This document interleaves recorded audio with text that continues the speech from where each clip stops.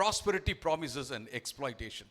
ரெண்டாவது அபியூஸ், சபையில் நடக்கிற ரெண்டாவது அபியூஸ் என்ன அப்படின்னா, செழிப்பு குறித்த வாக்குத்தத்தங்கள், அப்புறம் மக்களை அளவுக்கு மிஞ்சி அவங்ககிட்ட சுரண்டுறது. இதுதான் அளவுக்கு மிஞ்சி சுரண்டுறது. சிலர்லாம் கடன் வாங்கி கொடுங்க, உங்கள் வீட்டில் ஏதாவதுன்னா நீங்கள் கடன் வாங்க மாட்டீங்களா அப்படின்னு சொல்கிறவங்களும் இருக்காங்க. கடன் வாங்கி கொடுங்க அப்படின்னு சொல்லிட்டு. நீங்கள் கடன் வாங்கக்கூடாதுன்னு தான் பைபிளில் இருக்குது. நீங்கள் கடன் வாங்கி கொடுத்தீங்க அப்படின்னா அது தவறாக போயிடும். எவ்வளவு முடியுமோ அந்த அளவுக்கு கடன் வாங்காமல் இருக்கிறதா நல்லது. எல்லோருக்குமே நான் தான் சொல்வேன். ஆனால் இங்கே என்ன அப்படின்னா, நிறைய பேர் நீங்கள் 10 ரூபா கொடுத்தீங்கன்னா 1000 ரூபா கிடைக்கும்.